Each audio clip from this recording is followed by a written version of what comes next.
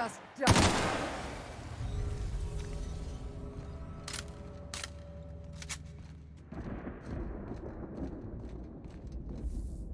Get me out of here!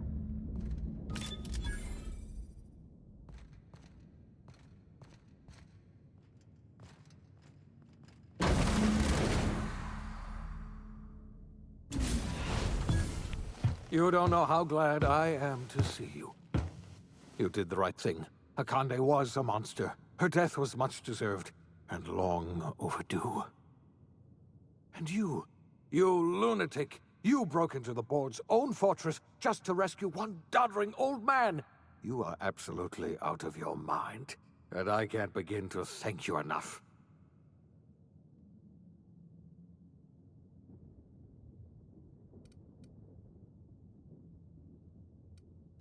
What? Break into the most heavily guarded facility in the most hostile world in Halcyon?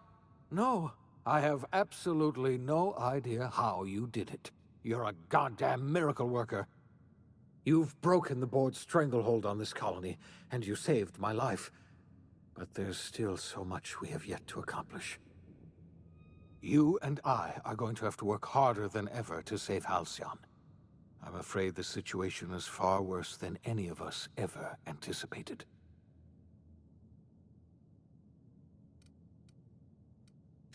I would like nothing more than to celebrate this victory, but we have a serious problem on our hands.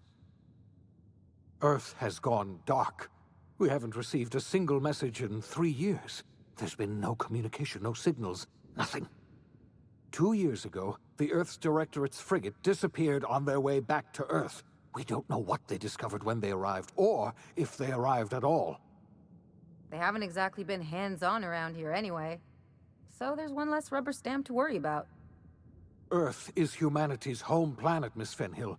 The psychological effects of losing our original home will be devastating. You mean we're all alone out here? Really alone? I'm afraid so, Miss Holcomb. Halcyon is the only home we have left. Returning to Earth is no longer an option. We're in serious trouble, my friend. Do you know what this means for Halcyon? We can't rely on Earth for support anymore. We've been cut loose. We're entirely on our own.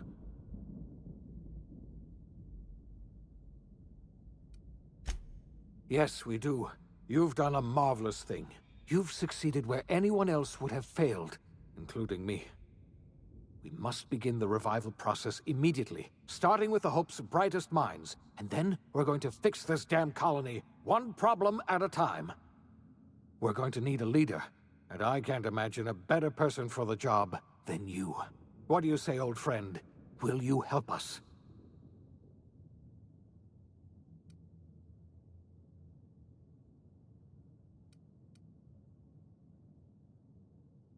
When I revived you, I thought you were going to help me save this colony. I was wrong. I had our roles reversed, you see. You're the one who's going to save us all. I'm just the one who set you on your path. You're the best thing to ever happen to Halcyon. If you want to take it upon yourself to lead this colony, you have my support. We're not a colony any longer, are we? Our last connection to Earth has been severed, and so we have been set free. Our future is uncertain, and no one knows what tomorrow holds. Exciting, isn't it?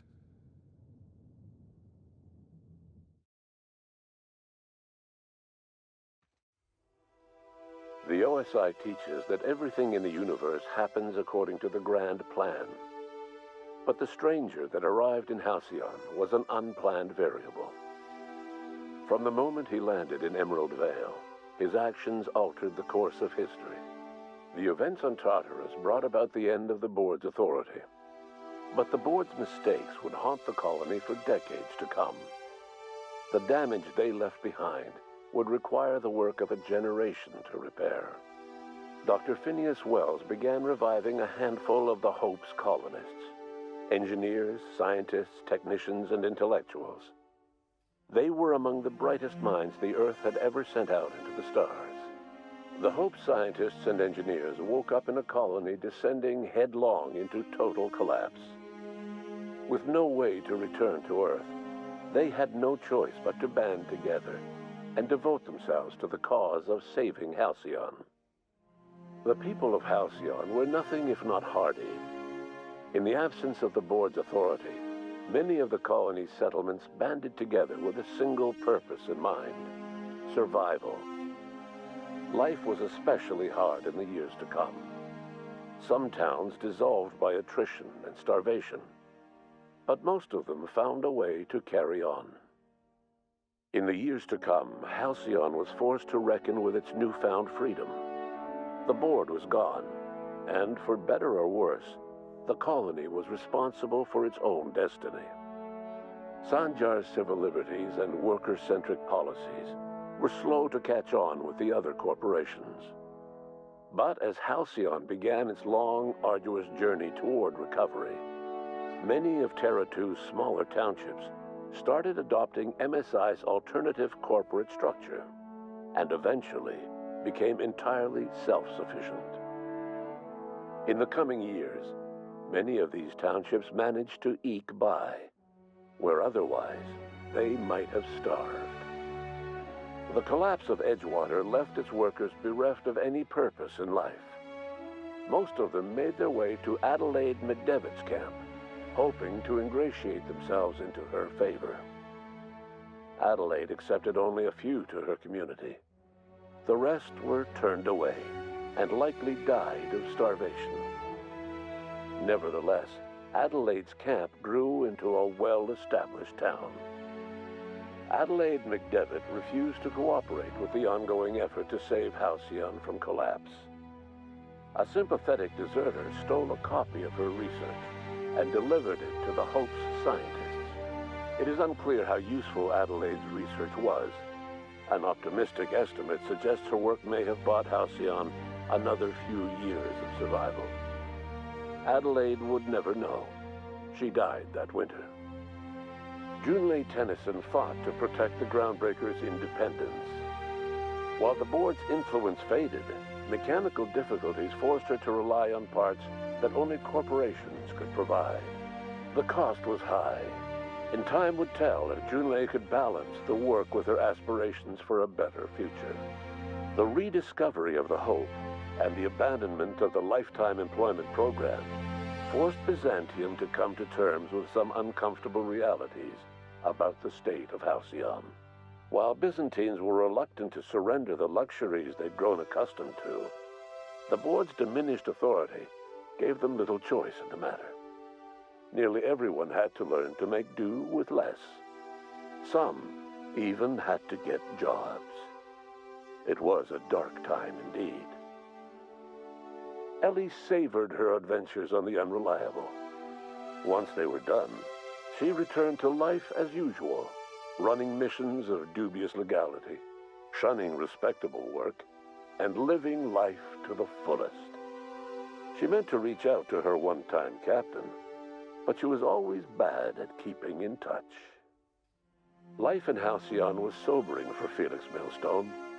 The grand revolution he dreamed of never came. There was no great awakening for the colony, no celebrations in the streets.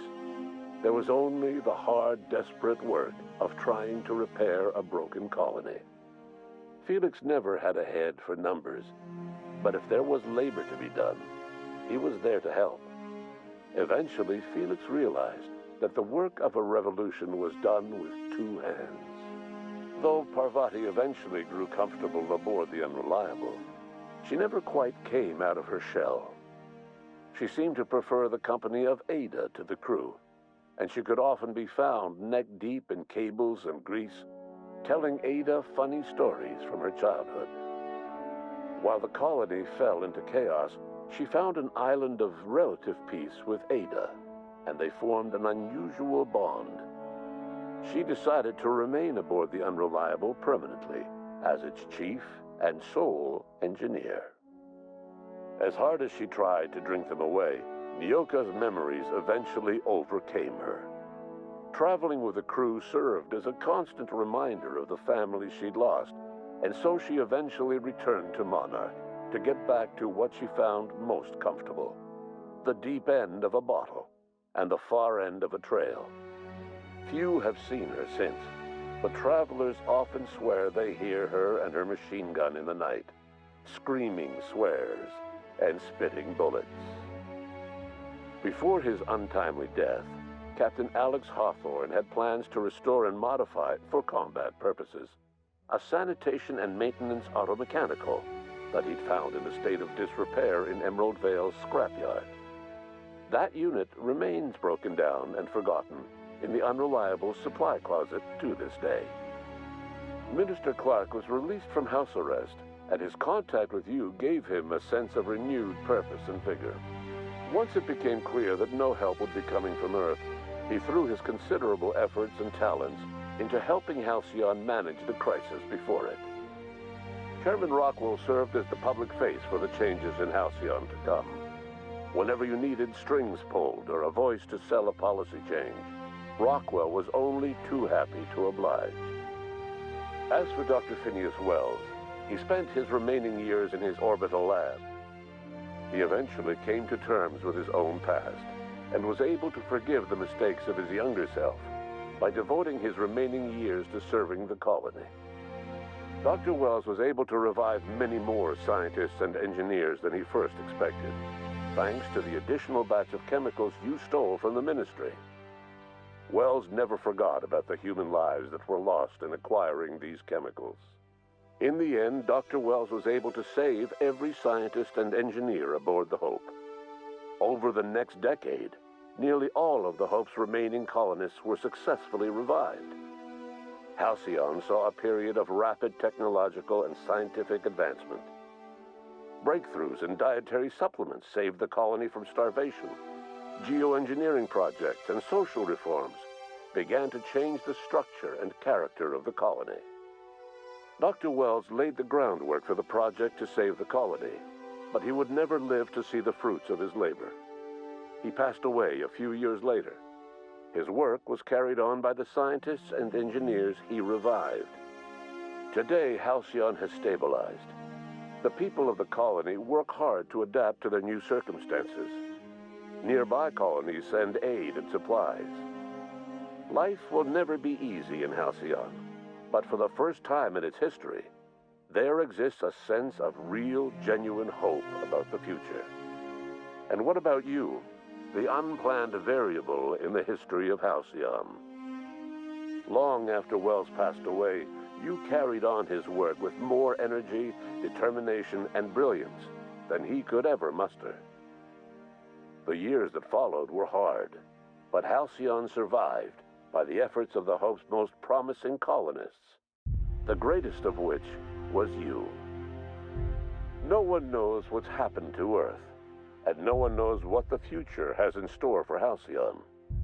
All we know for certain is this: the name of the Unreliable and that of its intrepid captain will remain the subject of countless stories for years to come.